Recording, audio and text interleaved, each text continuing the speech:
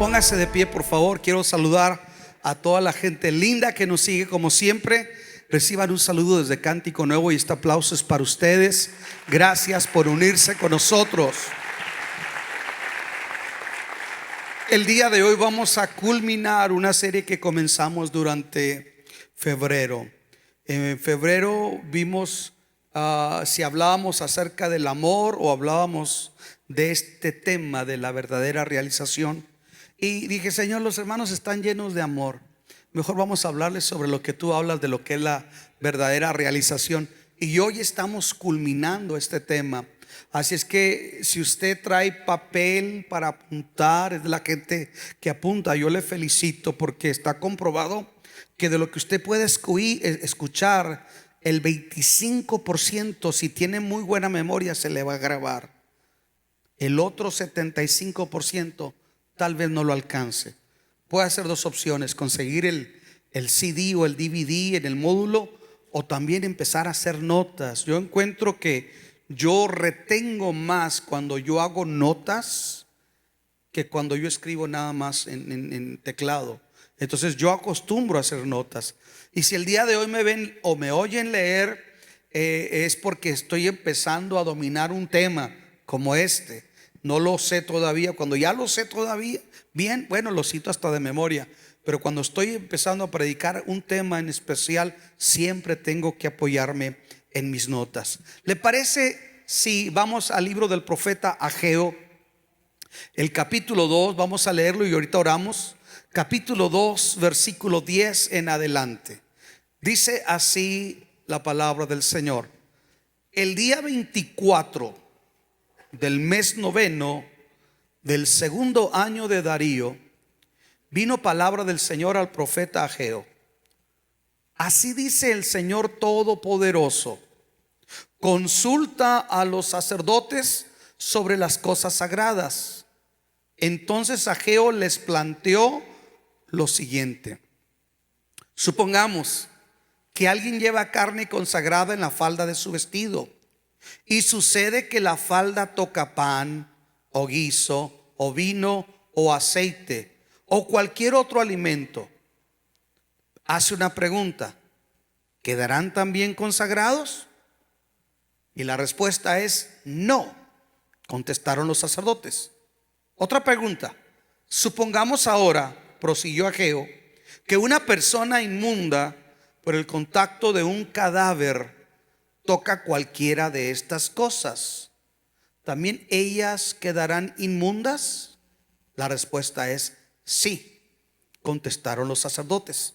Entonces Ageo respondió: así es este pueblo, así es para mí esta nación, afirma el Señor. Así es cualquier obra de sus manos, y aún lo que allí ofrecen en el altar es inmundo.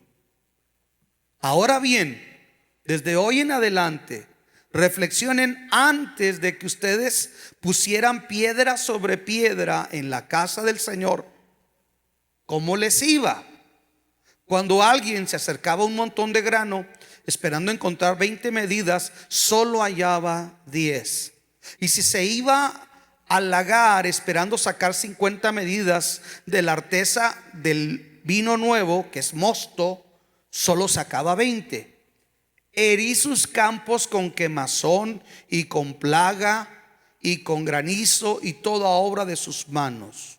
Esa quemazón y plaga se conoce como añublo, y hay otro nombre también para referirse a eso, aquí lo tengo, es añublo y tizón. Los herí con sus campos con tizón y con añublo, quemazón y con plaga y con granizo toda la obra de sus manos. Y luego dice: pero ustedes no se volvieron a mí, afirma el Señor.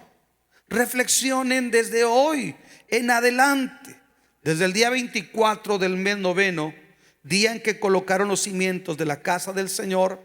Reflexionen: ¿queda todavía alguna semilla en el granero? Todavía no producen ni la vid, ni la higuera, ni el granado, ni el olivo. Pues a partir de hoy yo los bendeciré. ¿Cuánto le dan un aplauso a la palabra del Señor? Oremos. Señor, te damos gracias por tu palabra. Tu palabra es la verdad. Cada vez que vamos a ella somos confrontados ante tu verdad y nuestra condición. Al ir a tu palabra hoy pedimos que tú nos hables, que nos des claridad de pensamiento para entenderla, pero sobre todo permite que nosotros podamos poner por obra lo que hoy vamos a aprender, y tendremos el cuidado de darte gloria a ti, Padre, en el nombre de Jesús. Amén y amén. Ocupen su lugar, por favor, si son tan amables. Muy bien, comenzamos esta serie que habla acerca de la verdadera realización. El primer tema que hablamos sobre establecer prioridades correctas. El segundo tema que hablamos después, hablamos sobre lo que es la verdadera realización. Y hoy vamos a hablar un tema que se llama causa, efecto y restauración. ¿Cómo se llama el tema?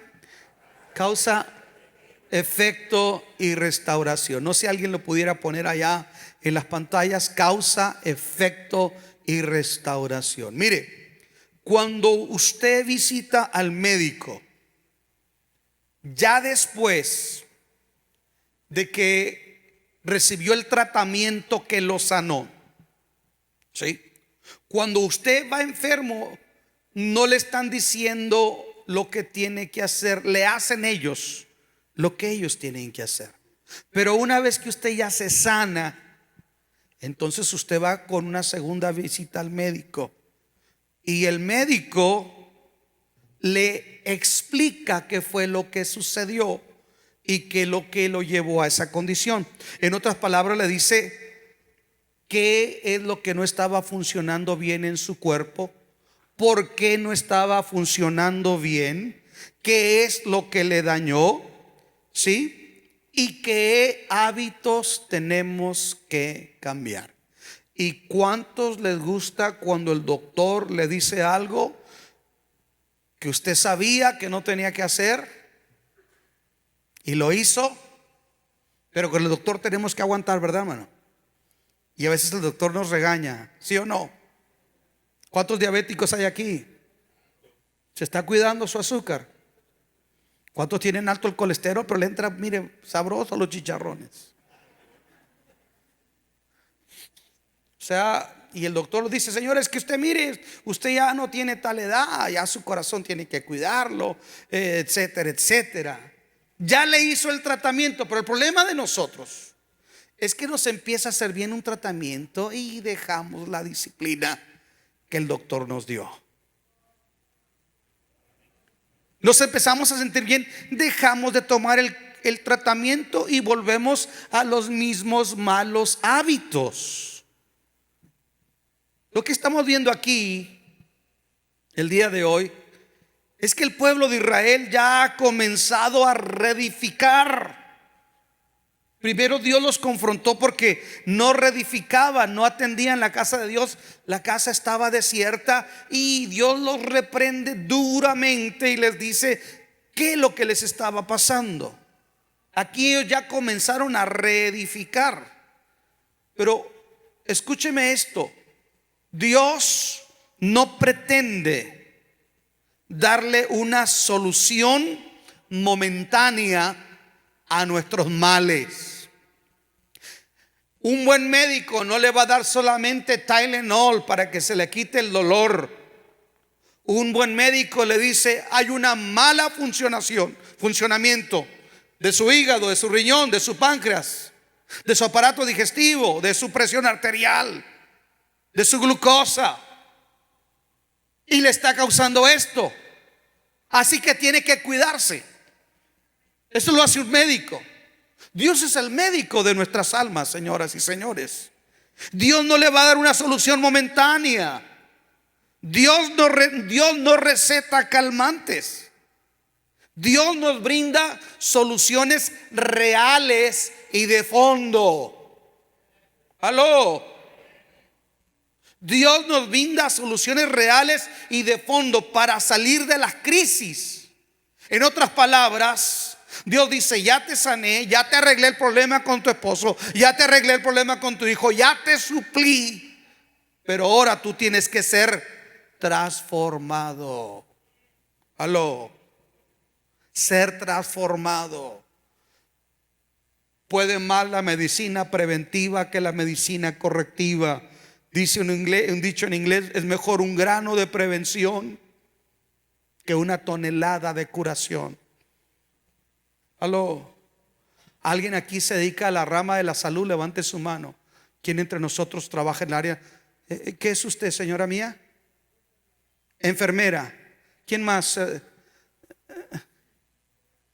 Nutrióloga. Yo necesito ir con la nutrióloga. ¿Quién más? Bere. No te me escondas, Bere. Allá está Bere. Bere es, ¿qué es usted, Bere? Médico general. Híjole, regaña a sus pacientes. No hacemos caso, ¿verdad? Ok. Aquí ya Israel se siente bien, pero el Señor hace un énfasis, ahora que ya se están sintiendo bien, en la causa.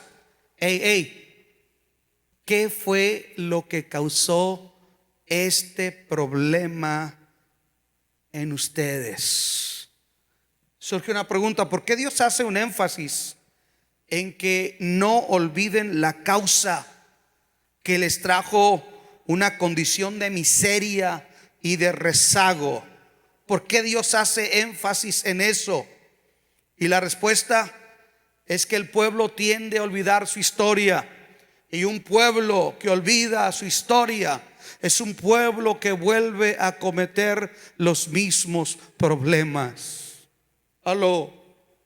La gente que llega a consejería, lo que yo he aprendido a través de los años es que olvidó hacer cosas que ya sabía que tenía que hacer y que en un determinado momento lo dejó. Y el mal regresa.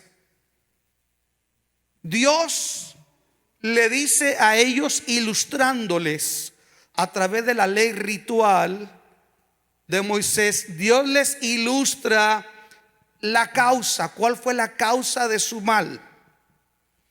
Y Dios les dice: pregúntenle a los sacerdotes, que son los doctores, los maestros de la ley de Dios.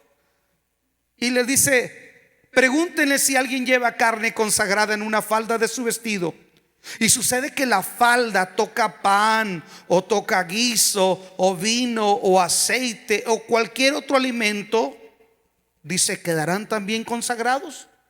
Y los sacerdotes le dijeron: no. Es decir, ofrecían el sacrificio en el altar, y el animal a veces era destazado. Entonces era algo que se había ofrecido en el altar del holocausto. Yo como sacerdote llevo, ¿qué le parece? Una pierna, un muslo en mis faldas. Entonces, si mi ropa, escuche, era tocada por la carne sacrificada, mi ropa era santificada. Pero si mi saco tocaba el agua o tocaba el té, no alcanzaba a santificar eso. Solamente la carne santificaba mi ropa. Pero si mi ropa tocaba otra cosa, no alcanzaba a transmitir santidad o pureza moral o legal. Es lo que está diciendo. En Levíticos capítulo 6 versículo 27 nos habla acerca de eso, de cómo la carne santificaba la ropa. Pero también nos habla de la incapacidad de mi ropa, en el caso que yo fuese un sacerdote levita, a santificar lo que tocara. Quiero que vea conmigo, si es tan amable, en Jeremías, si lo puede ver conmigo, Jeremías capítulo, que le dije, Jeremías capítulo 11 versículo 15. Si lo puede ver conmigo. Dice Dios ¿qué hace mi amada? Es decir, su pueblo. ¿Qué hace mi amada en mi casa después de haber cometido tantas vilezas? ¿Acaso la carne consagrada alejará de ti la calamidad? ¿Podrás así regocijarte? Esto nos enseña lo que les estoy diciendo.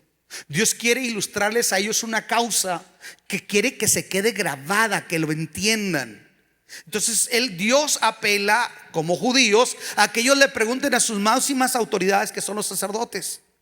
Pregúntenle al sacerdote si la falda que lleva carne santificada santifica o imparte pureza a lo que toque. La respuesta es no, Señor. Entonces, hay una segunda pregunta para ilustrar la causa que Dios quiere dejarles saber. Y la segunda pregunta es la siguiente.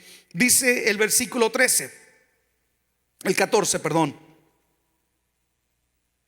No, el 13 dice: y dijo Ageo: si un inmundo, a causa de tocar cuerpo muerto, tocare alguna cosa de estas, ¿será inmunda? Y respondieron los sacerdotes y dijeron: inmunda será. Es decir, fíjese esto: yo llevo carne santificada del altar, mi ropa es santificada, pero lo que toque no se santifica, no se purifica. Pero sin embargo, yo vengo de haber tocado un cadáver, de acuerdo a la ley ritual de los judíos. Yo vengo a constituirme inmundo, y hay todo un ceremonial para limpiarse la inmundicia o la impureza. Y todo lo que toque el que ha tocado un cuerpo inerte, un cadáver, se constituye inmundo. Fíjese qué curioso. Aquí hay una verdad. Es más fácil transmitir impureza e inmundicia que transmitir pureza y santidad. ¿Estamos aquí? Repita conmigo: es más fácil transmitir impureza que transmitir santidad. Y voy a hacer un paréntesis aquí para que podamos entender lo que les quiero decir. Es más fácil adquirir la contaminación, pero no es fácil ser purificado. La impureza moral, hermano, no se puede transmitir. La impureza legal se puede transmitir, pero la pureza no se puede transmitir. Los caminos al pecado nos enseña esto. Los caminos al pecado pueden ser múltiples, pero el camino a la santidad es uno solo y de difícil acceso. Por eso Jesús dice allá en Mateo capítulo 7 versículo 14, Jesús dice: ancha es la puerta que lleva y espacioso el camino que lleva a la condenación. ¿Cómo es? Es ancho y es espacioso. Dice: y muchos entran por esa puerta ancha y ese camino ancho, pero estrecha es la puerta y angosto el camino que conduce a la salvación. Es más fácil contaminarse que consagrarse.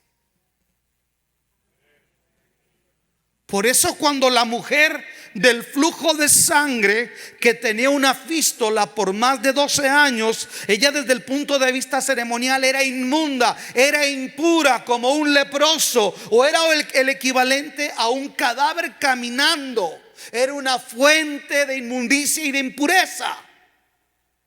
Por eso un leproso tenía que sonar la campana: clan, clan, retírese, soy inmundo. Imagínese qué miseria. Retírese de mí, soy impuro. Y a veces la gente apedreaba a los leprosos.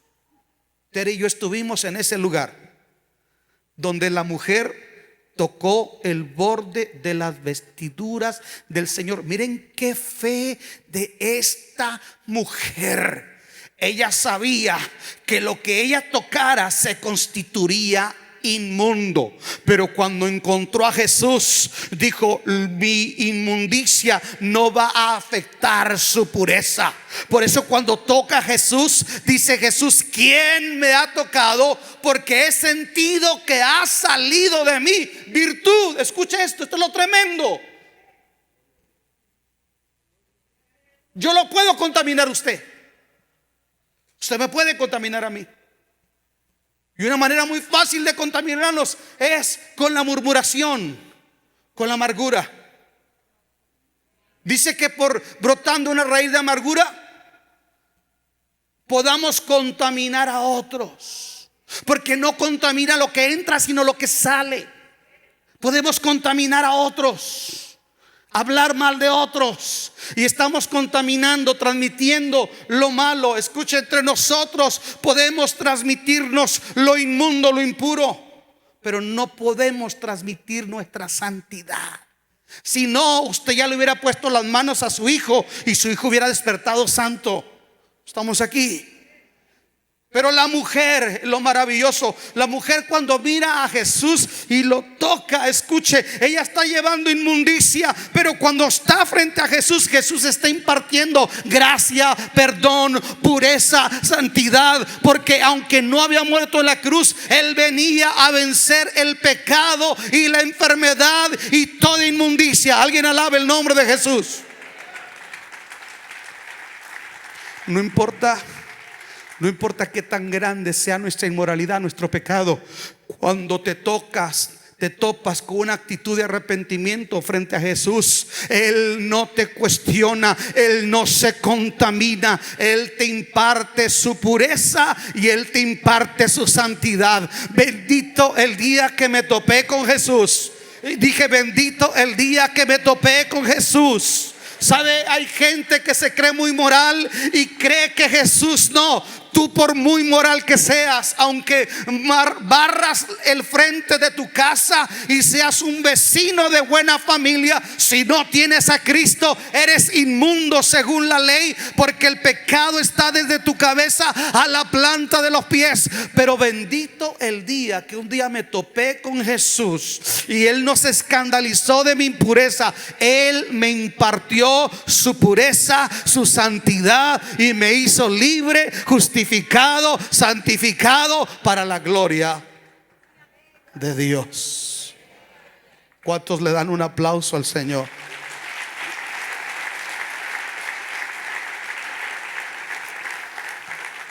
Hice un énfasis evangelístico porque el tema principalmente no tiene una línea evangelística, pero nos permitió aquí hacerlo para los que están estudiando homilética. Pero volviendo al tema, entonces es más fácil contaminarse que purificarse. Y Dios dice: una gota de inmundicia contamina un jarrón de agua. Escuche, una gota de este té. A ver si me siguen, aquí estoy, cámaras, aquí estoy. Una gota de este té, a ver si le atino.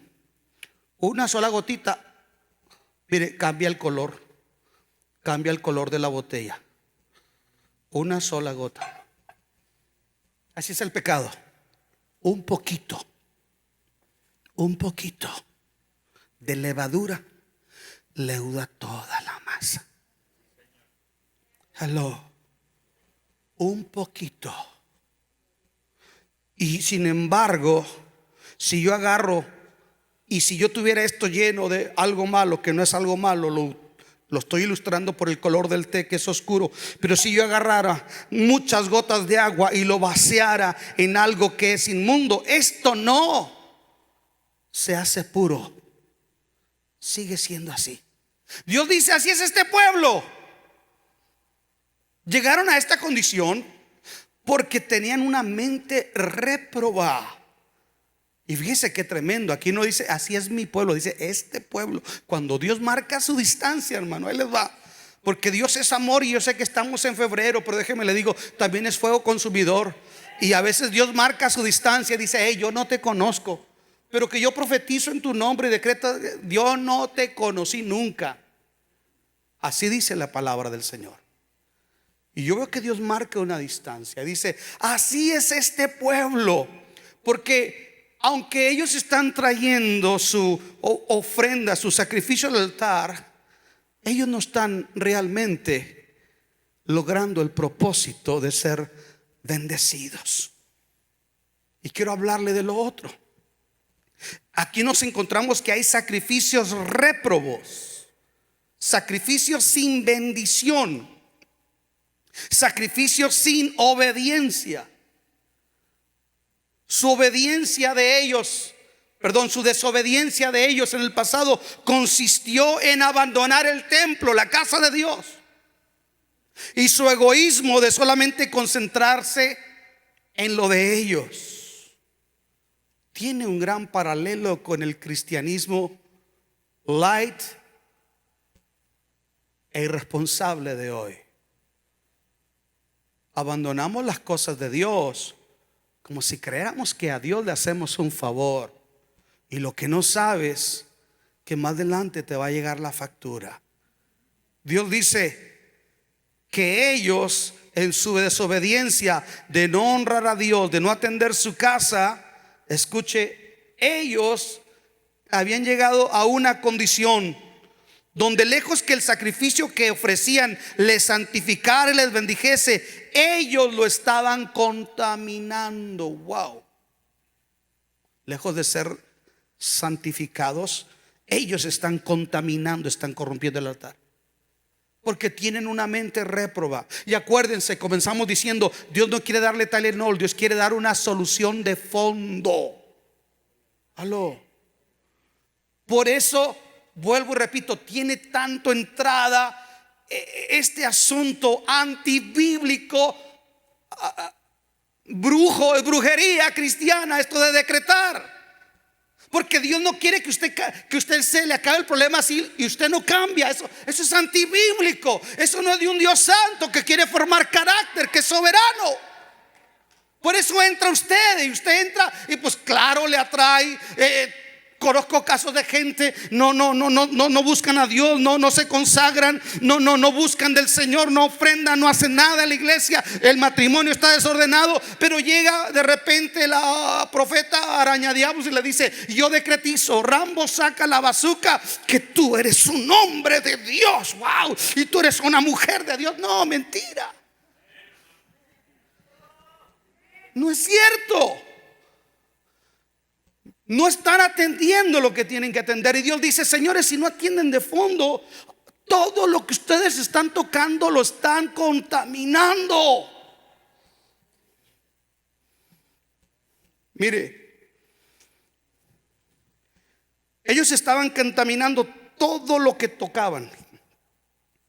Y aquí me llama a mí la atención: un sacrificio sin obediencia, es decir, sin consagración, no alcanza a transformar la conducta y nos hace inaceptables delante del Señor.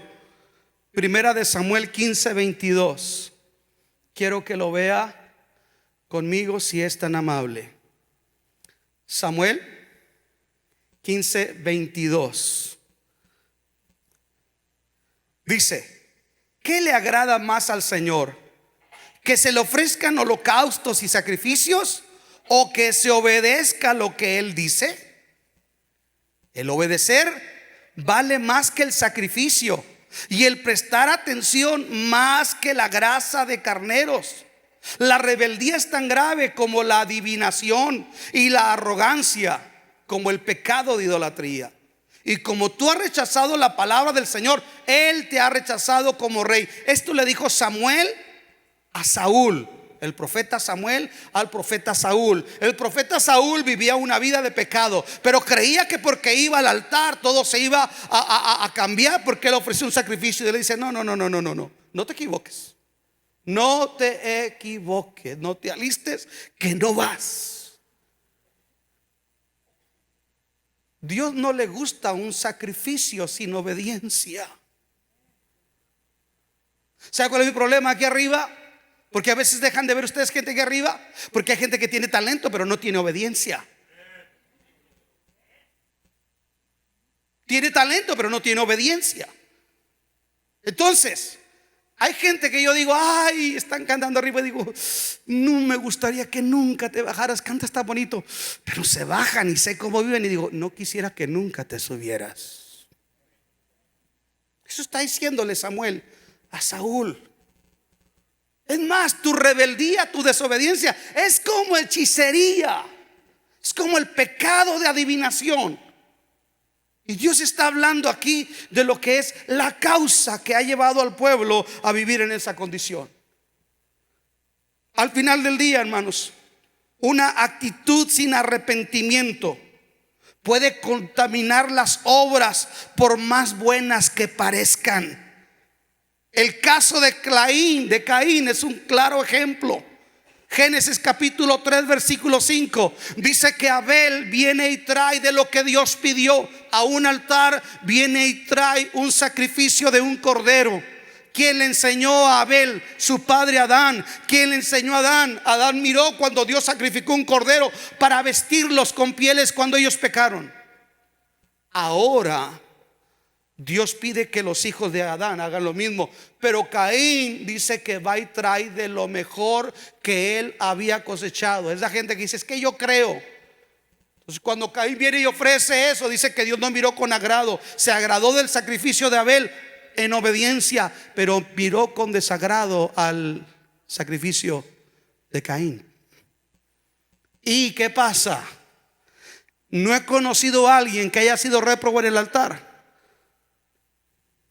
Muy pocos que asumen una actitud penitente. Lo más fácil es golpear a otro. Hello. Escuche esto. Dios está hablando aquí que si el pueblo no en su corazón no está teniendo la actitud correcta, lo que están haciendo no tiene sentido. Quiero que lo vea conmigo también de esta manera. Isaías capítulo 1 versículo 10 al 18.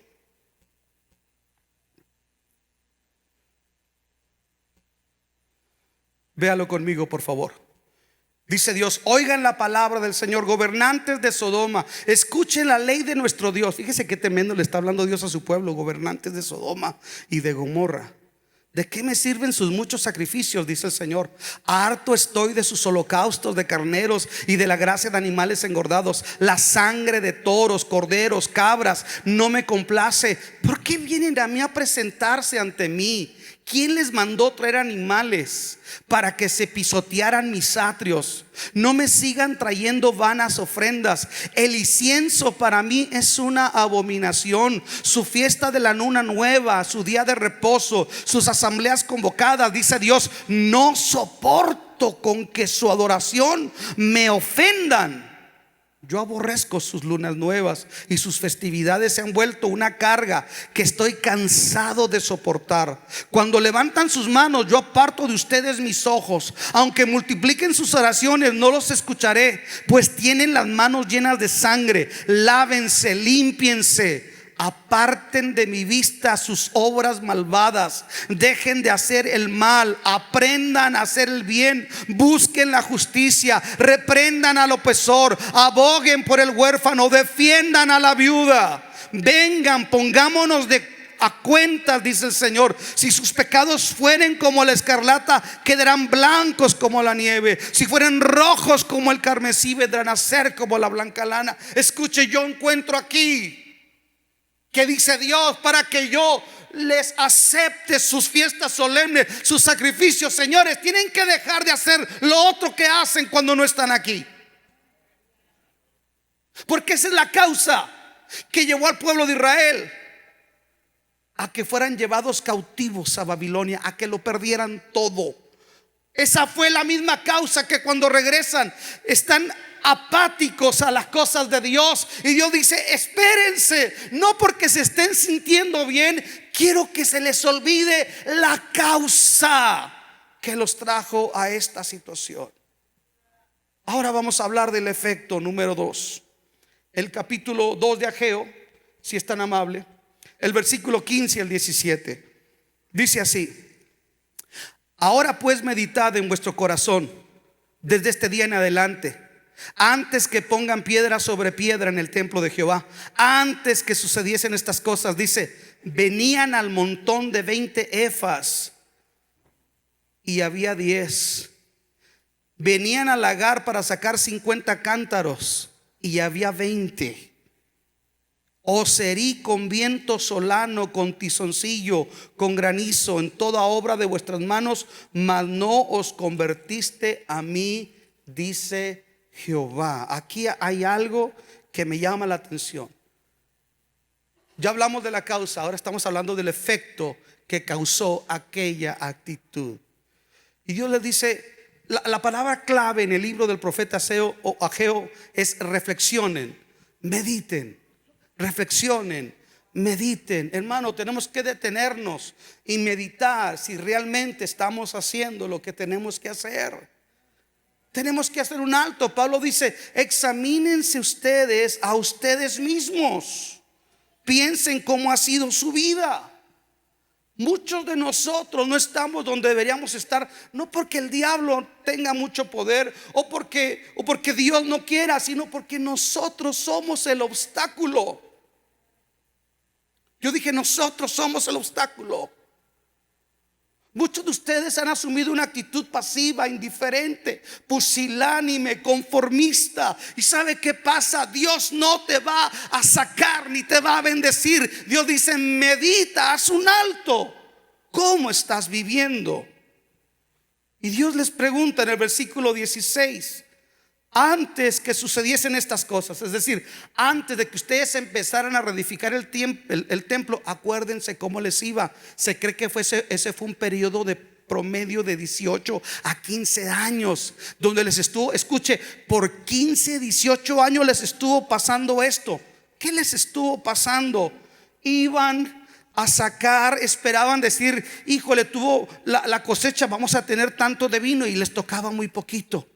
Esta cosecha de granos estaba muy mermada, y así estuvieron por años. 15 a 18 años, dicen los teólogos, los exégetas. Un pueblo que está experimentando la escasez. El pueblo que su Dios es el dueño del oro y de la plata, y que está por encima de las fuerzas de la naturaleza, que prometió enviarles la lluvia temprana y la lluvia tardía si ellos eran obedientes a Dios. Ellos están padeciendo, pero escucha, hay gente que aunque le llegue el agua al cuello no se hinca. Hay gente así. Y había señales. Déjeme le digo por qué. Porque el tizón y el añublo son dos plagas que Moisés había predicho como castigo de la desobediencia. Quiero que vea conmigo, por favor, Deuteronomio 28, 22. Dice Deuteronomio 28, 22. El Señor te castigará con epidemias mortales, fiebres malignas e inflamaciones, con calor sofocante, ahí está el añublo, sofocante sequía, y con plagas y pestes sobre tus cultivos. Te hostigará hasta que perezcas. Y si se lo dejo de tarea, ese es el capítulo 28, verso 22, donde habla de las bendiciones de la obediencia o de las maldiciones de la desobediencia. Yo he oído decir que hoy predican que Dios no castiga. Hermano, Dios castiga. Dios es amor, pero también es fuego consumidor. Y su carácter santo y su carácter justo le demanda juicio. Y ahí te va. Sí, un día Dios va a enviar el juicio sobre el mundo, pero dice que el juicio por la casa de Dios empieza. Entonces ellos teniendo cosechas muy mermadas. Escuchen. Y aparte les estaban dos indicadores que les decían que estaban bajo juicio. Hay cosas que te pueden estar pasando y tal vez ya te acostumbraste y entraste en un estado de estupor y dices: está bien. No, Señor, no está bien. Hay que hacer un alto cuando hay ciertas cosas en nuestra vida. Escucha, porque Dios te puede meter en un proceso de escasez para probarte. Alguien diga amén. Pero cuando esto se perpetúa, tenemos que hacernos una pregunta: ¿qué está pasando? Y vamos a dar cuenta que de repente nos empezamos a relajar y decir: esto no es pecado. No creo que sea pecado. No creo que Dios se moleste. Ahí salen tantos evangelistas hablando de la gracia. Yo me quedo con gracia. No te quedes solamente con gracia. Es más, gracia es mayor responsabilidad que la ley. Porque la ley, escuchen, la ley censura el hecho, lo consumado. Pero la gracia censura las intenciones del corazón. La ley condena el adulterio: no adulterarás, no cometerás adulterio. Pero la gracia dice: si tú la ves y con tus ojos la deseas en tu corazón, aunque no lo hayas hecho concretado, ya cometiste adulterio. ¿Qué quiere, la ley o la gracia? Pero los que nos hablan hoy de gracia no nos hablan de esto. Cuando Pablo habla de la gracia, le dice a Tito, dice: la gracia nos enseña a que renunciando a los deseos mundanos y carnales, vivamos en este mundo justa, sobria y piadosamente. Hello. ¿Usted cree que Dios está más interesado en que usted pase aquí al altar y yo le diga: yo te decreto, te baño con aceite, ya eres y usted ya, Rambo saca la bazuca, usted es la Madre Teresa de Calcuta, hermana? Pero si esta persona no atiende lo que ha dejado de hacer, el efecto seguirá siendo el mismo. Es como bañar un cerdo, perfumarlo y ponerle un moño. ¿Qué va a hacer el cerdo? Yo ahora le digo: te decreto que tú eres. Y mira, por favor, cree lo que te estoy decretando. El cerdo va a regresar a lo mismo, porque es su naturaleza, porque es la naturaleza de él. Pero si nosotros no entendemos que en mí hay una naturaleza caída, en usted hay una naturaleza caída que no quiere lo de Dios, es secularista, es liviana contra Dios, es lo que la Biblia llama la carne y el mundo, es ajena al sentir de Dios. Si usted no entiende esa realidad, usted va a ser gobernado por eso. Hay dos lobos en nuestro corazón. Al que usted alimente más va a ser el que va a gobernar su vida. Por eso vemos tanta gente religiosa, y yo conozco y yo sé, y hermano, ya hizo esto, ya lo hice, y esto. Entonces usted ore por mí, porque ya hizo todo y no cambia. Escuche, tenemos que entender nosotros que el pueblo, Dios le dice: les vino todo esto, yo los herí. Yo estaba detrás de la sequía, yo estaba detrás de cuando te quitaron aquel trabajo, yo estaba detrás de aquella crisis que vino a tu casa, yo estaba detrás esperando que te volvieras a mí, pero no os volviste. Eso está fuerte, hermanos. Yo dije: eso está fuerte. Les voy a decir quién va a ganar esta elección. Se lo voy a decir. Mire, y lo digo delante del Señor. Los americanos, según la historia, ya no votan por valores, votan por la economía buena. Quien tenga la buena economía. Estoy hablando del grueso de la población. No estoy hablando de usted que es un querubín. Yo sé que usted vota por valores. No estoy hablando del grueso de la población. ¿Sabe qué es lo que les importa? Que la economía esté buena. No importa quién sea el que gobierna. Si la economía está bien, porque sabe una cosa, porque amamos nuestro confort. Amamos nuestro estilo de vida. Pero sabe que nuestro estilo de vida en muchas de las ocasiones está en contra a los principios de Dios. Al pueblo judío lo que le importaba es que la cosa se estuviera manteniendo, aunque la cosa no estuviera totalmente bien delante del Señor. Para los que se apasionan demasiado, el grueso de la gente va a votar por según como ve la economía, porque el Dios Uno de los dioses que la Biblia menciona es el Dios que le llama así en griego, Mamón. Es el Dios de las riquezas. Yo dije, es el Dios de las riquezas. Y mucha gente ha sido secularizada y materializada, y su orden de prioridades no está en armonía con lo que Dios dice. No le puedes tocar su estilo de vida. Por eso Dios dice: desintoxíquense. Esta es la causa y este es el efecto. Pero tranquilos, que ya voy a terminar. Causa, efecto y restauración. Estamos sentados frente al escritorio del doctor, que es Dios. Dios nos dice: esta fue la causa, este fue el efecto. Pero quiero hablarte de lo que a Dios le gusta hablar: la restauración. Dios le dice en el versículo 18, si lo ve conmigo, si es tan amable, dice: mediten pues en vuestro corazón. De nuevo esa palabra: desde este día en adelante, desde el día 24 del mes noveno, desde el día que se echó el cimiento del templo de Jehová. Meditad pues en vuestro corazón. ¿No está aún la simiente en el granero? Ni la vid, ni la higuera, ni el granado, ni el árbol de olivo ha florecido todavía. Mas desde este día os bendeciré. Mas desde este día los bendeciré. Quiero hablar del poder de la restauración. Y Dios le dice: ok, ya estás sano, ya te sientes bien, ok. Mira, esto fue lo que causó, ¿sí?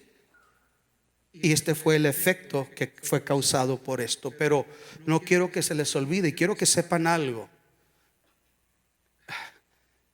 Regularmente cuando llevan al niño al doctor y el niño se deja vacunar y se deja auscultar, el médico está con una paletita y se la da al niño, ¿verdad? Bueno, aquí está Dios dándole la paleta a nosotros como buenos pacientes. Vamos a ver la paleta de Dios. Quiero que lo vea conmigo.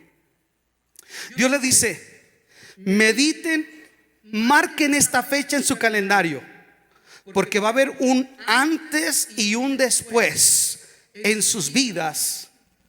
Un antes de miseria y un después de abundancia. Un antes de maldición y un después de bendición. Márquenlo en su calendario desde este día en adelante. Yo quiero decirle aquí a gente: no importa qué tanto te has equivocado, cuando este es Dios, cuando tú te vuelves a Dios. Yo veo que Dios usa capítulos en los libros de la ley para hablar de las consecuencias, del efecto de la desobediencia. Pero también dice: pero si desde ahí te volvieres a Jehová tu Dios, Él te traerá a tu tierra y te plantará y te hará florecer. Dios lo hizo ya con el pueblo de Israel. Así es que Dios dice: no importa qué tanto te equivocaste, si ya aprendiste. Escuchen esto. Vamos a ser honestos. Aquí no es de quién es el más santo o el que nunca falla. Aquí es el quien ya aprendió de sus fallas. ¿Aló?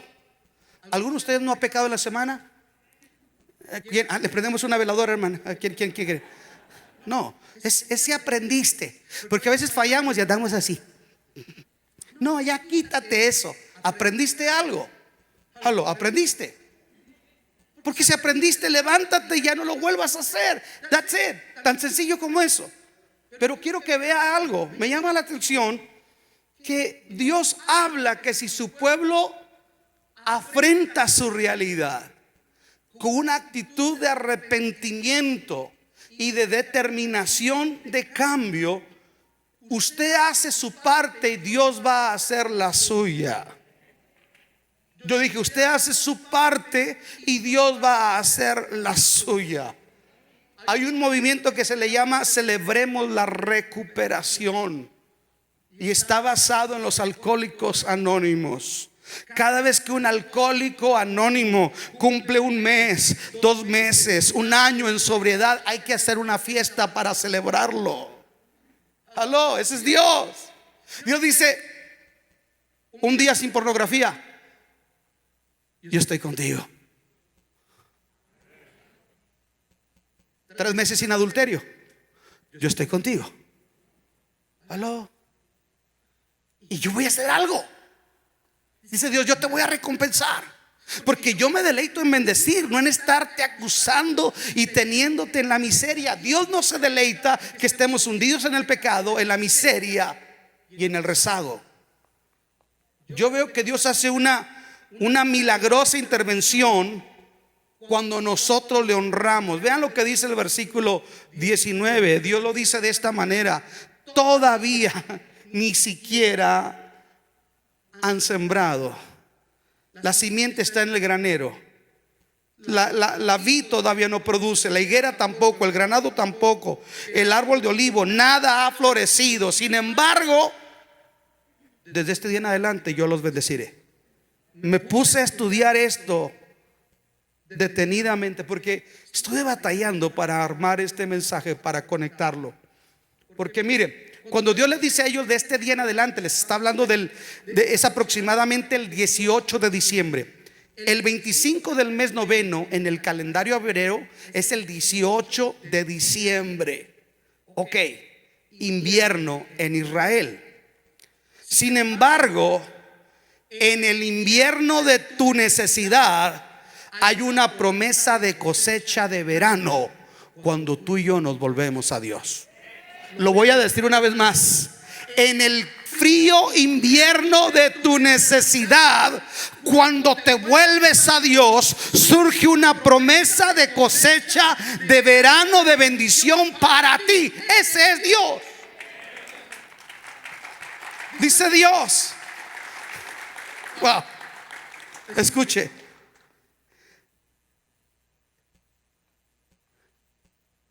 Aún no está produciendo nada la tierra.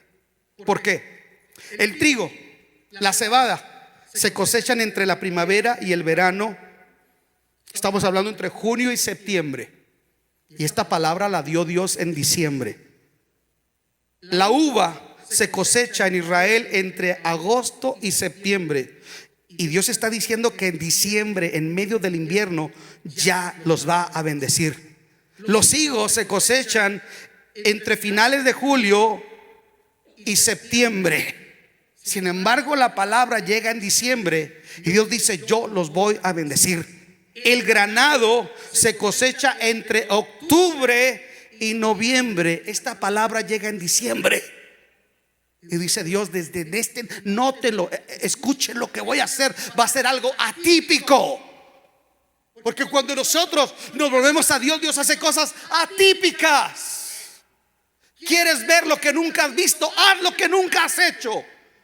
Esta gente estuvo dispuesta a quebrar con 18 años de indiferencia, pecado y confort y volverse a la obra de Dios. Y Dios les dice: desde el día en que echaron los cimientos, de aquí en adelante, 18 de diciembre, apúntalo, Navidad va a ser en 18. Escuche, quiero darle una aplicación un poquito más profunda. El trigo simboliza pan en la cultura hebrea. ¿Qué se simboliza el trigo? Pan, sustento. Dios dice: va a haber sustento en medio de una escasez. La uva, el vino, representa la alegría. ¿El vino es qué? La alegría. Dios dice: les voy a restituir la alegría. Que aunque venían a la casa de Dios, pero como venían en pecado, no había alegría. Y no hay nada más lindo que la bendición de Jehová, porque dice: la bendición de Jehová es la que enriquece y no añade consigo tristeza. Los higos. El higo representa sanidad, medicina. Cuando un profeta es enviado a un rey y le dice: arregla tu casa porque vas a morir, dice que cuando aquel profeta se vuelve para salir, Isaías, aquel rey llora. Y todavía no sale el profeta, pero Dios escucha una actitud penitente. Mire, estos tardaron 18 años, pero cuando tú te vuelves ahorita, no importa de dónde vengas, si te vuelves ahorita, Dios puede dar reversa a una sentencia de muerte. Alguien diga amén. Dios puede dar devolver, cancelar una sentencia de muerte. Entonces va saliendo el profeta y aquel hombre habla con Dios y Dios le dice al profeta: detente, ve y dile a este hombre que yo he escuchado su oración. y que le agregó 15 años a su vida. Y dice: dile que pongan una masa de higos sobre su herida. El higo representa ¿qué? Medicina. ¿Qué representa el higo? Medicina. Y luego, después del higo, habla del granado. El granado representa sabiduría. Por eso el báculo de el rey David y de Salomón tenían granados. Por eso el candelabro tenía formas de granado impresos, porque el granado representa sabiduría. Dios está diciendo: le voy a dar sabiduría a mi pueblo, entendimiento a partir de este momento que decidieron honrarme y volverse hacia mí. Pero también dice que el olivo, y el olivo, ¿sabe qué representa? La presencia de Dios. Ungiste mi cabeza con el aceite de olivo, mi copa está rebosando. Las vírgenes prudentes tenían sus lámparas llenas de ¿qué? De aceite de olivo. El olivo representa presencia de Dios. Dice Dios: les voy a dar lo que ustedes no han logrado en 18 años. Les voy a dar pan en abundancia. Les voy a dar alegría y paz. Alguien diga amén. Les voy a dar sanidad, les voy a dar sabiduría y les voy a dar mi presencia para que la disfruten. Alguien tiene que darle un aplauso al Señor. Yo quiero trigo, yo quiero vino, yo quiero sanidad, yo quiero sabiduría y yo quiero la presencia de Dios. Escuche, cuando honramos a Dios obedeciéndolo, Dios dice que Él honrará a los que le honran. No importa la temporada del año. Escuche, no importa la temporada del año. No importa en qué lugar estemos. En el mismo desierto, Dios honró a Abraham, a Isaac, a Jacob. No tienes que irte a Nueva York, a Chicago. No, aquí en El Paso. No es un asunto de una cuestión geográfica, es un asunto de condición del corazón. Aquí, Sun City, El Paso, Texas, the best border of the United States of America, la tierra de Dios. Dios bendiga El Paso.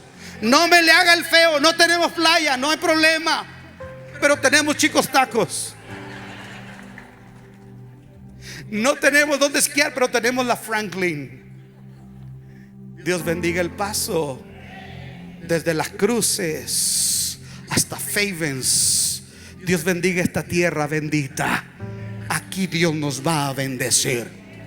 Aquí Dios va a obrar.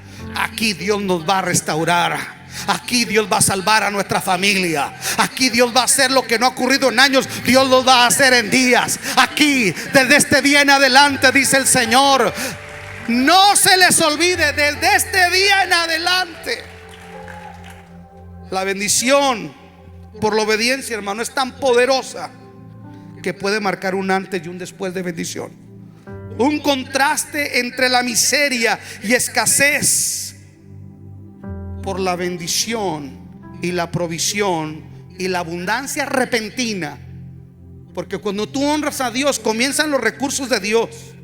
Yo dije, comienzan los recursos de Dios. La bendición está en Dios, y Dios está por encima de las fuerzas de la naturaleza. Dios está diciendo: miren, no es tiempo de cosecha de esto. ¿Y cuál sería la sorpresa? Que al día siguiente se levantaron.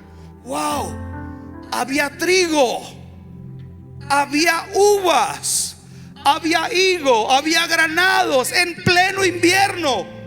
Dios lo hizo.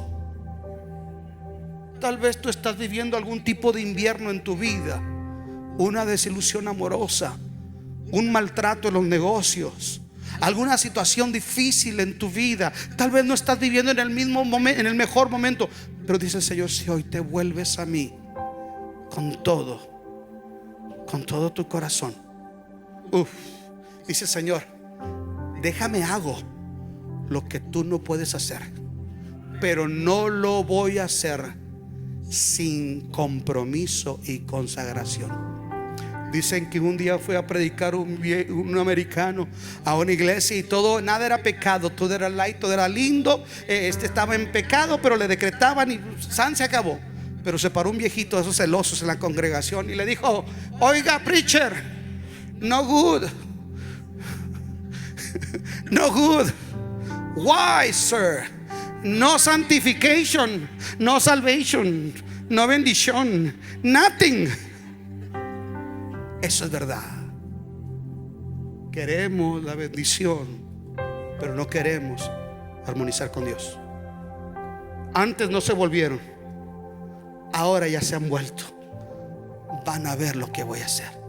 Yo pregunto: ¿hay alguien aquí que se quiere volver a Dios? ¿Hay alguien aquí que se quiere alinear a los principios de Dios?